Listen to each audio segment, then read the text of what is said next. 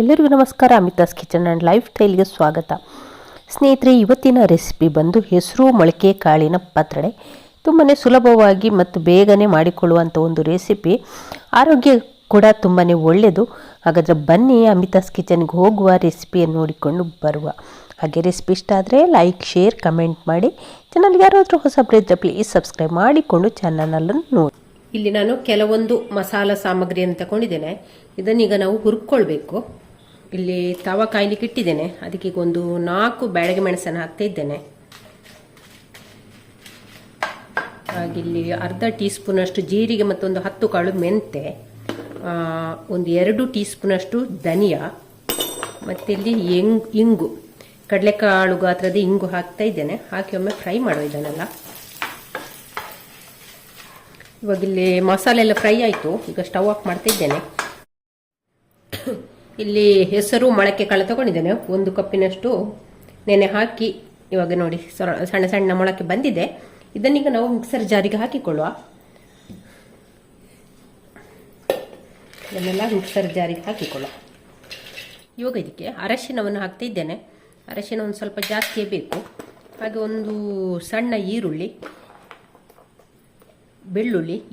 ಬೆಳ್ಳುಳ್ಳಿ ಬೇರೆ ಇಡದವರು ಸ್ಕಿಪ್ ಮಾಡ್ಬೋದು. ಅಂದರೆ ಇದು ಉಪವಾಸಕ್ಕೆ ಕೂಡ ಮಾಡಿಕೊಳ್ಬೋದು. ಅಕ್ಕಿ ಹಾಕೋದು ನಾವು ಹೆಸರು ಬೇಳೆಯಲ್ಲಿ ಮಾಡುವಂಥದ್ದು. ಉಪವಾಸ ಮಾಡುವವರೆಲ್ಲ ಮಾಡಿದರೆ ನೀರುಳ್ಳಿ ಬೆಳ್ಳುಳ್ಳಿಯನ್ನು ಸ್ಕಿಪ್ ಮಾಡ್ಬೋದು. ರುಚಿಗಾಗುವಷ್ಟು ಉಪ್ಪನ್ನು ಕೂಡ ಹಾಕ್ತಾ ಇದ್ದೇನೆ, ಕಲ್ಲುಪ್ಪು. ಇಲ್ಲಿ ಈ ಹುರಿದಂಥ ಮಸಾಲೆನೆಲ್ಲ ಇದಕ್ಕೆ ಸೇರಿಸಿಕೊಳ್ಳ. ಇಲ್ಲಿ ಈಗ ತೆಂಗಿನ ತುರಿಯನ್ನು ಹಾಕಿಕೊಳ್ತಾ ಇದ್ದೇನೆ. ಇದಕ್ಕಿಲ್ಲಿ ನಾನೀಗ ಬಿಂಬುಳಿಯನ್ನು ಕಳೆದ ಎಪಿಸೋಡಲ್ಲಿ ಹಾಕಿದ್ದೇನೆ ನಾನು, ಬಿಂಬುಳಿಯನ್ನು ಹೇಗೆ ಒಣಗಿಸುವುದು ಅಂತ. ಅಂತಹ ಒಣಗಿಸಿದ ಬಿಂಬುಳಿಯನ್ನು ಒಂದು ಸ್ವಲ್ಪ ನೆನೆ ಹಾಕಿದ್ದೆ, ಚೆನ್ನಾಗಿ ವಾಶ್ ಮಾಡಿ ನೆನೆ ಹಾಕಿದ್ದೆ. ಅಂತಹ ಬಿಂಬುಳಿಯನ್ನು ಇದಕ್ಕೆ ಹಾಕ್ತಾ ಇದ್ದೇನೆ. ನಾನಿಲ್ಲಿ ಹುಣಸೆ ಹುಳಿ ಹಾಕುವುದಿಲ್ಲ, ಒಣಗಿಸಿದಂಥ ಬಿಂಬುಳಿಯನ್ನು ಹಾಕ್ತಾ ಇದ್ದೇನೆ. ಮರತೊಂಡೆ ಬಿಂಬುಳಿ ಅಂತ ಹೇಳ್ತೇವಲ್ಲ ಅದು. ಈಗ ಒಂದು ಸ್ವಲ್ಪ ನೀರು ಹಾಕಿಕೊಳ್ಳ. ತುಂಬ ತೆಳ್ಳಗೆ ಮಾಡಲಿಕ್ಕಿಲ್ಲ, ಹಿಟ್ಟು ಗಟ್ಟಿಯೇ ಬೇಕು. ಇವಾಗ ಇದನ್ನು ನಯವಾಗಿ ರುಬ್ಬಿಕೊಂಡು ಬರುವ.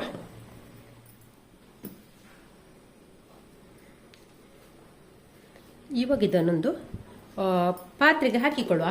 ಈ ರುಬ್ಬಿದಂಥ ಹಿಟ್ಟನ್ನು ಪಾತ್ರೆಗೆ ಹಾಕಿಕೊಳ್ಳುವ.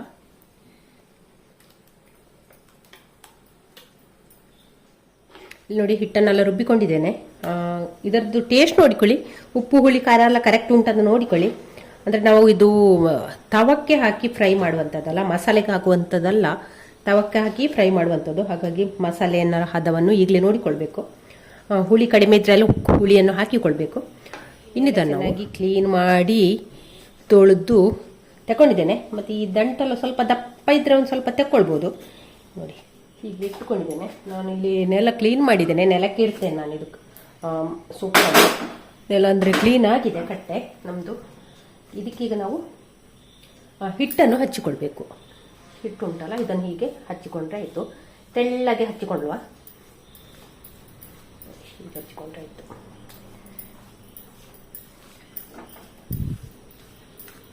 ಫಸ್ಟಿಗೆ ನಾವಿಲ್ಲಿ ದೊಡ್ಡ ಎಲೆಯನ್ನೇ ಕೆಳಗಿಡಬೇಕು. ಹಾಗೆ ಇದು ನಾನೊಂದು ಹೊಸ ಟೈಪಲ್ಲಿ ನಿಮಗೆ ಪತ್ರೊಡೆ ಹೇಳಿಕೊಡ್ತಾ ಇದ್ದೇನೆ. ನೀವು ಕೂಡ ಮಾಡಿ, ತುಂಬ ಒಳ್ಳೆಯದಾಗ್ತದೆ. ಮತ್ತು ಇದು ಕೆಸುವಿನ ಸೊಪ್ಪು ಸ್ವಲ್ಪ ಹೀಟ್, ಹಾಗೆ ಹೆಸರು ತಂಪು ಅಲ್ಲ, ಹಾಗೆ ಇಲ್ಲಿ ಬ್ಯಾಲೆನ್ಸ್ ಆಗ್ತದೆ ಇದು ತಂಪು ಮತ್ತು ಹೀಟ್. ಇದಿಲ್ಲಿ ಇನ್ನೊಂದು ಎಲೆಯನ್ನು ಹಾಕ್ತಿದ್ದೇನೆ. ಹೀಗೆ ಉಲ್ಟಕ್ಕೆ ಹಾಕಿಕೊಂಡ್ರೆ ಆಯಿತು. ಈಗ ಹಾಕಿಕೊಳ್ಳುವ. ಇನ್ನು ಇದಕ್ಕೆ ಕೂಡ ಹಾಗೆ ಸವರಿಕೊಂಡ್ರೆ ಆಯಿತು. ಚೆನ್ನಾಗಿ ಸವರಿಕೊಳ್ಳುವ ಪೂರ್ತಿ. ಇನ್ನೊಂದು ಎಲೆನಿ ಈ ಕಡೆ, ಆ ಕಡೆ ಈ ಕಡೆ ಹಾಕಿಕೊಂಡ್ರೆ ಆಯಿತು. ಹಾಕಿ ಪುನಃ ಒಮ್ಮೆ ಹಿಟ್ಟು ಹಾಕಿಕೊಳ್ಳುವ.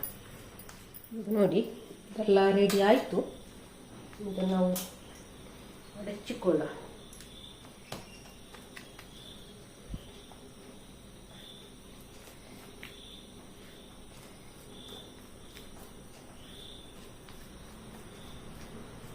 ಈ ಮೇಲಿಂದ ಸಹ ಸ್ವಲ್ಪ ಸ್ವಲ್ಪ ಹಿಟ್ಟು ಹಾಕಿದರೆ ಆಯಿತು.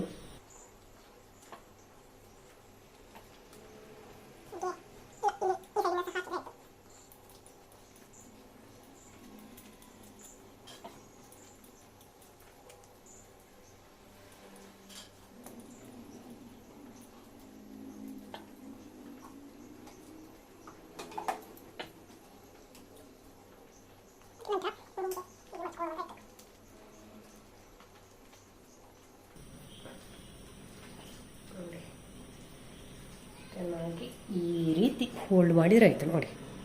ಈ ರೀತಿ ಮಾಡಿದರೆ ಆಯಿತು. ಈ ರೀತಿ ಮಾಡಿ ನಾವಿದನ್ನು ಇನ್ನು ಬೇಯಿಸ್ಲಿಕ್ಕೆ ಇಟ್ಟರೆ ಆಯ್ತು ನೋಡಿ. ಈ ರೀತಿ ಮಾಡಿಕೊಂಡು ನಾನಿಲ್ಲಿ ಅಕ್ಕಿ 1 ಕಪ್ಪಿನಷ್ಟು ಅಕ್ಕಿಯನ್ನು ನೆನೆ ಹಾಕಿದ್ದೆ ಒಂದು 3-4 ಗಂಟೆ. ಅದಕ್ಕೆ ಹಾಕಿದ ಸಾಮಾನ್ಯನೇ ಹಾಕಿದ್ದೇನೆ. ಹುಳಿ, ಮೆಣಸು, ಕೊತ್ತಂಬರಿ, ಜೀರಿಗೆ, ಮೆಂತೆ, ಈರುಳ್ಳಿ, ಬೆಳ್ಳುಳ್ಳಿ ಎಲ್ಲ ಹಾಕಿ ನಯವಾಗಿ ರುಬ್ಬಿ ಇಟ್ಟುಕೊಂಡಿದ್ದೇನೆ. ಇದಕ್ಕೆ ಬಿಂಬುಳಿಯನ್ನೇ ಹಾಕಿದ್ದು. ಇಲ್ಲಿ ಉಪ್ಪು, ಹುಳಿ, ಖಾರ, ತುರಿಕೆ ಅದೆಲ್ಲ ಬ್ಯಾಲೆನ್ಸ್ ಆಗಲಿಕ್ಕೆ ಬೇಕಾಗಿ ಒಂದು ಸಣ್ಣ ತುಂಡು ಬೆಲ್ಲವನ್ನು ಕೂಡ ಹಾಕಿಕೊಂಡಿದ್ದೇನೆ. ತೆಂಗಿನಕಾಯಿ ಕೂಡ ಹಾಕಿದ್ದೇನೆ. ಹಾಗೆ ನಯವಾಗಿ ರುಬ್ಬಿ ಇಟ್ಟುಕೊಂಡಿದ್ದೇನೆ. ಇದನ್ನಿನ್ನು ನಾವು ಆ ರೀತಿಯ ಮಾಡಿ ಸ್ವಲ್ಪ ದಪ್ಪ ಬೇಕು. ತೆಳ್ಳಗೆ ಮಾಡಿದ್ರೆಲ್ಲ ಇದು ಎಲ್ಲ ಸುತ್ತ ಅರಿಬೋದು. ಲೂಸ್ ಹಿಟ್ಟು ತುಂಬ ತೆಳ್ಳಗಾದ್ರೆ ಉಂಟಲ್ಲ ಸೈಡಿಂದೆಲ್ಲ ಲೀಕ್ ಆಗ್ಬೋದು. ಈಗ ಹಿಟ್ಟು ಸ್ವಲ್ಪ ಗಟ್ಟಿ ಇರಲಿ. ಎಲ್ಲವನ್ನು ಕೂಡ ಹೀಗೆ ಹಾಕಿಕೊಡ. ಇಲ್ಲಿ 2 ರೋಲನ್ನು ಮಾಡಿ ಇಟ್ಟಿದ್ದೇನೆ. ಒಂದು ಹೆಸರು ಕಾಳಿನ ಪತ್ರೊಡೆ, ಇನ್ನೊಂದು ಅಕ್ಕಿದು ಪತ್ರೊಡೆ. 2 ರೋಲ್ ಉಂಟು. ಇವಾಗ ಇದನ್ನು ನಾವು ಬೇಯಿಸುವ. ಒಂದು 20 ನಿಮಿಷ ಆದರೂ ಬೇಯಿಸಬೇಕಾಗಿತ್ತು. ಹೆಸರು ಕಾಳಾದರೆ ಬೇಗ ಬೇಯ್ತದೆ, ಅಕ್ಕಿ ಆದರೆ ಒಂದು ಸ್ವಲ್ಪ ಟೈಮ್ ತಗೊಳ್ತದೆ. ನೋಡಿ ಈ ರೀತಿ ಮಡ್ಚಿಕೊಂಡ್ರೆ ಆಯಿತು. ನೋಡಿ ಈ ರೀತಿ ಹಿಟ್ಟು ಉಳಿದಿದ್ರೆಲ್ಲ ಮೇಲೆ ಕೂಡ ಸವರಿಕೊಳ್ಬೋದು, ಇಲ್ಲೆಲ್ಲ ಸವರಿಕೊಳ್ಬೋದು. ಹೀಗೆಲ್ಲ ನಂದು ಹಿಟ್ಟು ಪೂರ್ತಿ ಖಾಲಿ ಆಯಿತು.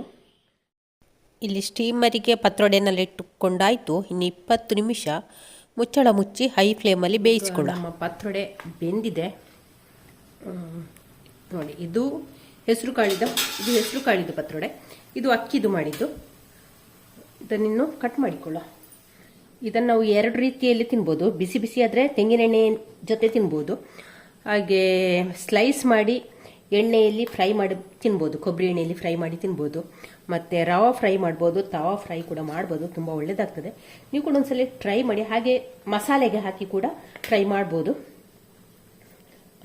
ನೋಡಿ ತುಂಬ ಚೆನ್ನಾಗಿ ಬಂದಿದೆ. ಲೇಯರ್ ಆಗಿ ನೋಡಿ ಚೆನ್ನಾಗಿ ಬಂದಿದೆ. ಲೇಯರ್ ಆಗಿ ಹೀಗೆ ರಸ್ಕ್ ನೋಡಿ, ರಸ್ಕ್ ರೀತಿಯಲ್ಲಿ ಕಟ್ ಮಾಡಿ ಕೂಡ ತಿನ್ಬೋದು. ನಮ್ಮ ಪತ್ರೊಡೆಯ ರಸ್ಕ್ ಇದು.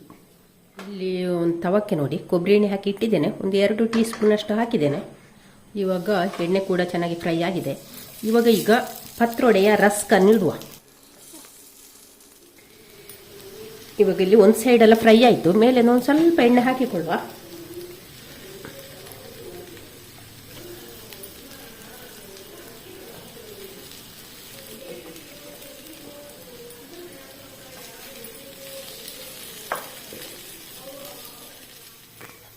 ಇಲ್ಲಿ ನೋಡಿ ನಮ್ಮ ಪತ್ರೊಡೆ ಫ್ರೈ ಆಗ್ತಾ ಉಂಟು. ಈಗ 2 ಸೈಡ್ ಫ್ರೈ ಮಾಡಿದರೆ ಆಯಿತು.